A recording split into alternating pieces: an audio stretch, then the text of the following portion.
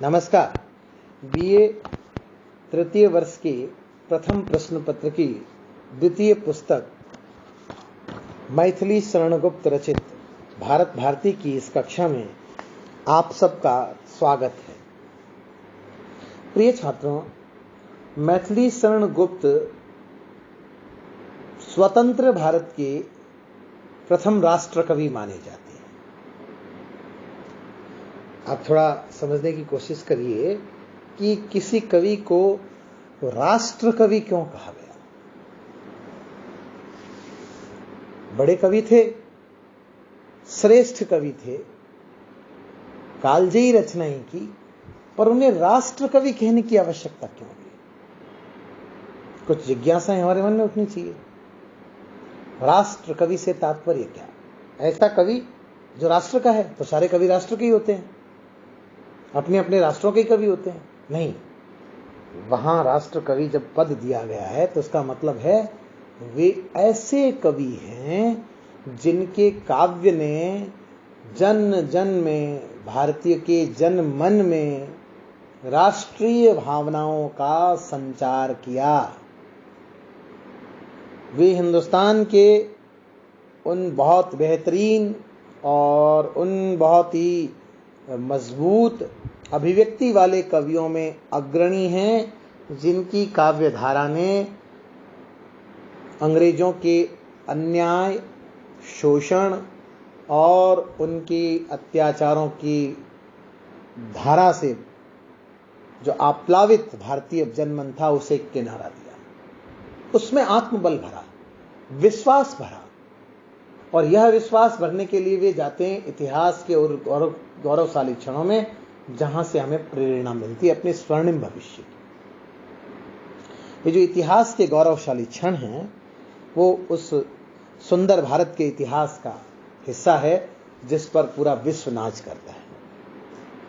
अब देखेंगे तो गौर पाएंगे कि मैथिली शरण गुप्त ने जो अपना आइकन, यानी जैसे आज की भाषा में कहें रोल मॉडल या भारतीय जनता के लिए आदर्श चुना, वो राम को चुना। उनके सामने राम भी थे, कृष्ण भी थे, और हम ये सब भी जानते हैं कि कृष्ण 16 कला से परिपूर्ण अवतार थे और राम 12 कला के अवतार थे।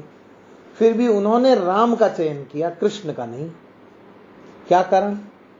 इस पर हमें विचार करना चाहिए कि उनके सामने जब दोनों विकल्प मौजूद थे तो उन्होंने किसी एक विकल्प का चयन क्यों किया? ये बहुत विचारणीय बिंदु है। खासकर उस जमाने की भारतीय जनता के लिए उन्होंने राम को श्रेष्ठ आदर्श माना। ऐसा मानने के पीछे जो मैं समझता हूं उनकी कवि दृष्टि रही, वो ये रही कि उस जमाने में भारत अंग्रेजों का गुलाम था, पीड़ित था, प्रताड़ित था, आतताइयों से दबा था, और पीड़ा, प्रताड़ना, आतताइयों के दबाव के चलते भारतीय जनता को एक ऐसे धीर, गंभीर और त्यागी पुरुष की आवश्यकता थी जो उनके चरित्र में सोई हुई आत्मशक्ति को जगा सके, उसमें राष्ट्र भाव का संचार कर सके, उसमें अपनी निजी स्वार्थों से ऊपर उठकर राष्ट्र भावों की चेतना को जागृत कर सके। और यह काम मैथिली शरण गुप्त की कविता ने बहुत खूबसूरती से किया। आप देखेंगे तो आप पाते हैं कि मैथिली शरण गुप्त के यहाँ लंबी चौड़ी रंग में भंग से काव्य यात्रा उनकी शुरू होती है, और वो जाकर मतलब आप देखिए कि वो शकुंतला और जयद्रथ वध और ये भारत भारती, यशोधरा, साकेत और रत्नावली, अनग, वक्ष संहार, वन वैभव, सैर श्री, पत्रावली, अर्जन विसर्जन, वैतालिक, विकटपद, हिडिंबा, पृथ्वीपुत्र, युद्ध और देवोदास प्रदक्षिणा तक जाती है। और भी कई किताबें, त्रिपथगा, लीला, गुरुकुल, जय भारती, पंचवटी, नहुस, सिद्धराज। लेकिन भारत भारती उनकी कविता का परम वैभव है, जिसके माध्यम से वे अपनी मनोभावों को बहुत ही अद्भुत तरीके से हमारे सामने रखते हैं। देखिए, जिस किताब का मैं जिक्र कर रहा हूं कि जो उनकी काव्य यात्रा का वन ऑफ द माइलस्टोन, एक बहुत ही बड़ा मील का पत्थर साबित हुई, जो न केवल उनकी काव्य यात्रा में बल्कि हिंदी के काव्य यात्रा में इस कृति का बड़ा स्थान है। जबकि आप देखेंगे कि बहुत तुक में लिखी गई रचना है और ऊपर से बहुत सामान्य नजर आने वाली रचना है, लेकिन उस रचना के अंतर में यह है कि हम अपने अस्तित्व में सार्थक थे और आगे उस सार्थकता को हासिल करने के लिए निरंतर प्रयत्नशील रहेंगे। ठीक ये भी था कि हम, उनकी एक पंक्ति थी, कौन थे हम क्या हो गए हैं अभी। तो ये कौन थे और क्या हो गए हैं अभी, एक पंक्ति में उन्होंने इतिहास को बता दिया। ये पूरी एक पंक्ति इतिहास को बताती है। देखिए, गीता में कहा गया है कि यदा यदा ही धर्मस्य ग्लानिर्भवति भारत अभ्युत्थानं धर्मस्य तदात्मानं सृजाम्यहम्। मतलब जब जब इतिहास में धर्म की हानि होती है तो परमात्मा किसी महापुरुष के रूप में प्रकट होता है, भगवान प्रकट होते हैं, भगवान की ऊर्जा प्रकट होती है, उसका अस्तित्व प्रकट होता है और वह हमारे सामने छाए अंधियारे को उजाले में बदल देता है। आपको यह भी जानकर अच्छा लगेगा कि इस भारत भारती जैसी अमर कृति की रचना के लिए, देखिए, राम को आराध्य मानने वाला है और इस कृति का समर्पण वो कर रहा है जन्माष्टमी को। क्योंकि जन्माष्टमी को करने के लिए क्या हो सकता है कारण, ये भी आपको सोचना चाहिए। क्या कारण है कि जो राम को के लिए ये पंक्तियां लिखता है कि हे राम तुम्हारा चरित्र स्वयं ही काव्य है, कोई भी कवि बन जाए सहज संभाव्य है। वो अपनी बहुत श्रेष्ठ कृति का जो लोकार्पण है एक तरह से, या उसको जनार्पण कह दें, वो करता है जन्माष्टमी को। इसके पीछे क्या सोच हो सकती है, हमें गौर करना चाहिए। कृष्ण का जन्म कहां हुआ था? कारागार में। तो उस समय भारतीय जनता किसके कारागार में बद्ध थी? अंग्रेजों के। अंग्रेजों का शासन था, शासन के माध्यम से वे अत्याचार, अन्याय और शोषण की त्रिवेणी हमारे पर बहा रहे थे। तो वे इस कृति के माध्यम से कहना चाहते हैं कि डरना नहीं, भगवान कृष्ण भी कारागार में पैदा हुए, लेकिन आगे चलकर उन्होंने इतिहास बदल कर रख दिया और संसार के इतिहास में उनका प्रतिनिशान बना। यानी विषम परिस्थिति और विशेष काल से या उससे उपजी विषम परिस्थितियों से आदमी को घबराना चाहिए। संभावनाओं का अंत नहीं होता, संभावनाएं तब भी बनी रहती है, बशर्ते आपके मन में उन संभावनाओं को पूरा करने की उद्दाम, आकांक्षा, लालसा और आपके अंदर ऐसी गति और मति हो। अगर उद्दाम, आकांक्षा, लालसा, गति, मति के साथ संतुलित ऊर्जा सम्यक दिशा में हो तो आपको कोई भी अपनी अचीवमेंट तक या अपनी प्राप्ति तक, आपके जो विराट लक्ष्य हैं उन पे जाने तक रोक नहीं सकता। तो ये कहना चाहते थे। इसलिए आप गौर करेंगे तो उनकी प्रस्तावना में ऊपर लिखा है श्री राम, और अर्पित कर रहे हैं जन्माष्टमी के दिन। तो ये जो एक मतलब पूर्व भारत और वर्तमान भारत को दिखाने का जो उनका नजरिया है कि पूर्व भारत क्या था और वर्तमान भारत क्या है ना, क्या वो समय था जिस समय क्या विद्या, क्या कौशल, क्या संस्कार, शिरोमणि, मतलब हिंदुस्तान एक शिरोमणि देश था। लेकिन वो कह रहे हैं कि क्या हम इससे आगे नहीं बढ़ेंगे। अच्छा, एक चीज और थी कि बड़ी मजे की बात है कि संवत 1968 के दिन श्री रामनवमी पड़ती है और उन्होंने उसी दिन इस काव्य की रचना की और जन्माष्टमी को इसको अर्पित किया।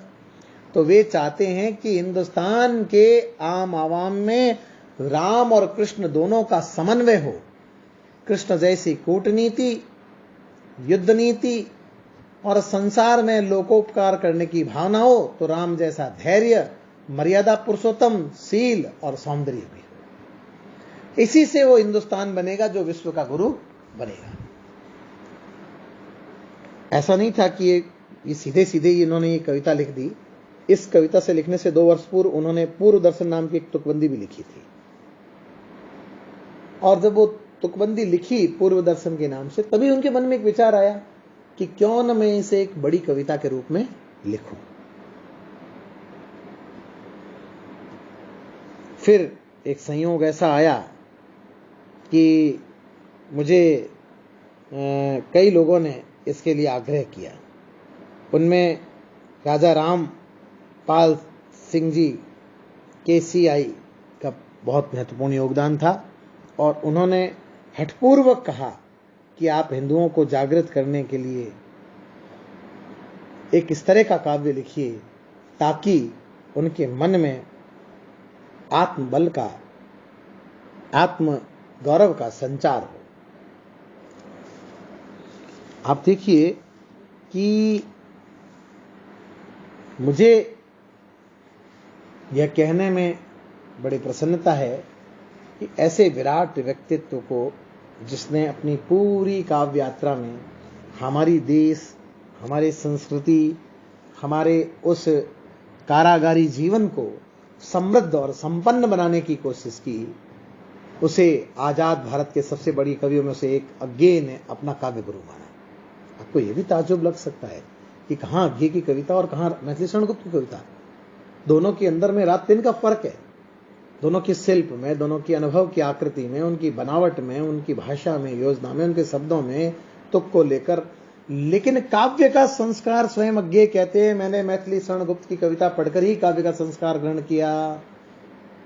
यानी अज्ञेय के बाल काल में जिन कवियों की धूम थी, जिनकी कविताओं को जन मन गौरव से गाता था, उनमें मैथिली शरण गुप्त थे, और अज्ञेय को वहीं से काव्य की ये जो चेतना प्रारंभ हुई, इसलिए उन्होंने आगे जाकर स्वीकार किया और उनके संपर्क में रहे, और आजीवन उन्होंने वो मान भी उन्हें दिया। आप देखेंगे कि ये भारत भारती जो नाम रखा है, इसमें भारत और भारती, भारती किसका है नाम? भारती हमारे यहां देवी का नाम है जो विद्या की है।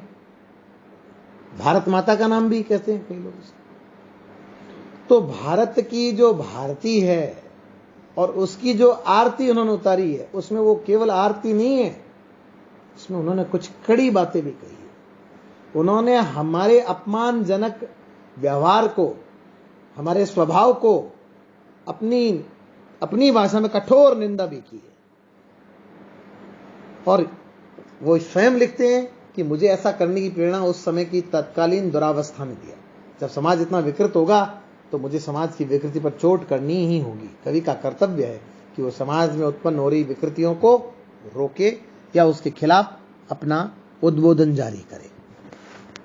तो अब ये मैं जैसे कह रहा था कि जिस तरह से उन्होंने अपने को तैयार किया राष्ट्र के इस कार्य हेतु, बहुत से लोगों ने उनकी खिल्ली उड़ाई, कुछ ने आलोचना की, लेकिन धीरे धीरे स्पष्ट हुआ कि ये कालजयी कृति है। ये हिंदुस्तान के इतिहास का अजीमोशान पन्ना है।